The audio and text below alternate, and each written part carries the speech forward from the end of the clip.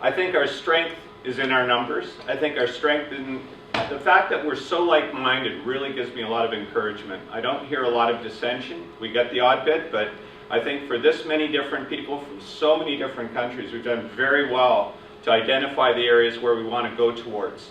I think we're modeling quite well, and I thank John for that. I think, you know, you've given us kind of a template. Why invent another wheel?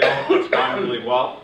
I think it's important that we identify what our weaknesses are. I think one of our greatest weaknesses is that we're so spread apart, so it makes it very difficult for us to do things in a timely fashion. And you know, it's very difficult sometimes to tell others who are new to it, or even some of the existing ones, to just hold on. It might take us a little bit. We're still developing policies and procedures, and that gets a little rocky sometimes, because one of the challenges we have with animal welfare is we're all passionate people. And that's a wonderful strength, but it's also a weakness sometimes, because sometimes passion comes from emotion rather than common sense and really thinking things out. So it's, you know, sometimes we need the voice of reason to stand up and say, hold on a minute here, let's just kind of examine this a little more closely. Opportunities, I think there's all sorts of opportunities here. I think we've got, you know, when we're talking about heritage sites, that's a wonderful opportunity that we can create.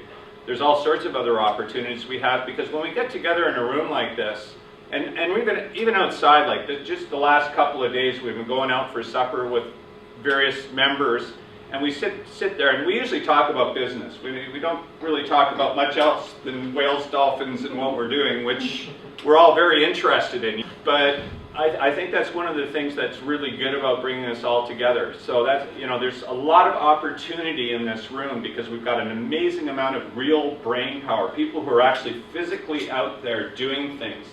And I think that real world stuff is what really brings it home. So I'm really happy to see that, you know, the opportunities are there and we're actually taking them. Threats is something that takes a lot of forms. And Joanna brought up something that I felt was really important. We're putting a lot of focus on captivity, but we can't lose sight of the fact that there's way more whales and dolphins in the ocean than there is in captivity. So granted, as much as we have to focus on captivity, we also have to make sure that we're identifying all the threats that the wild whales are facing. That could look like an environmental threats. I know where I'm concerned in the Canadian Arctic, we're really scared. They're going to start drilling for oil and gas up there.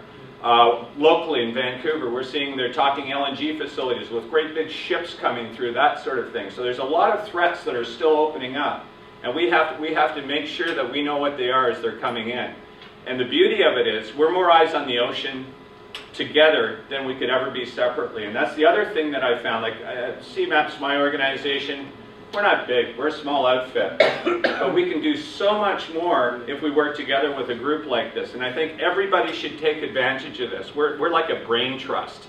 And if we all decide to start aligning our own values of our organizations with WCA, and we're going to do this at CMAPs, like if we take on ghost nets at CMAPs to go aligning with what we're doing at WCA, we're going to have a lot more advantage there, and we can share the resources. And I think that's something that we really have to identify, that we always have to do, is if somebody runs into some sort of an issue, if there's somebody else who knows what's going on and has been down that road before. I mean, talking to these gentlemen from Argentina, they're miles ahead of us there.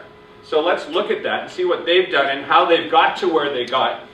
And let's, you know, there's no need for us to start over again. We can do this together the same way, because often if it works one place, it'll work another place. You know, there's cultural differences, but that doesn't always mean that we, you know, I think that's one of the challenges we face as well. I'd love to see somebody from Japan sitting in this room. I'd love to see somebody from China sitting in this room. I'd love somebody from Russia sitting in this room. So we have to identify who these emerging nations are before they go down the road of captivity and say, you know, there's a lot more money to be made by going whale watching than there is to go out there and predate them and bring them into a captive facility. So if we can help them to develop best practices before they even go down the road of captivity, and say, you know, there's so much more if you go down the other road. So I think there's a lot of opportunities in that as well. But I think we're facing more threats today than we've ever faced. I think the environmental threats are high. My biggest concern and biggest threat I think we face is food source.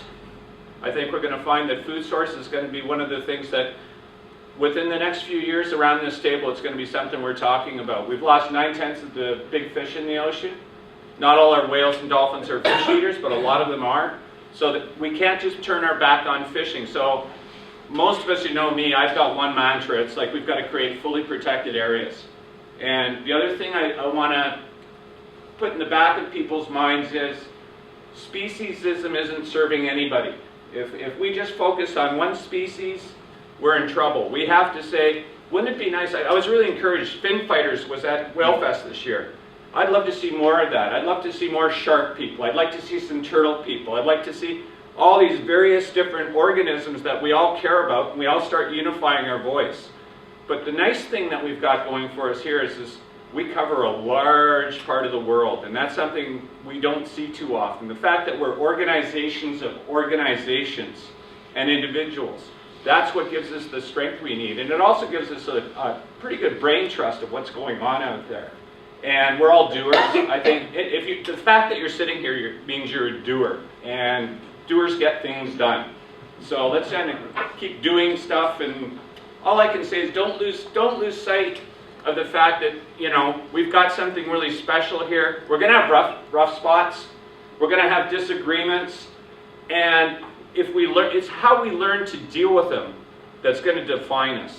It's not, you know, if we get in dust-ups, it happens, but it's how we deal with it that's going to matter. And so if we develop the right policies and procedures as we move forward, I think we can really make this happen. So I'm pretty impressed with what I'm seeing so far. That's my 5-minute speech. Perfect.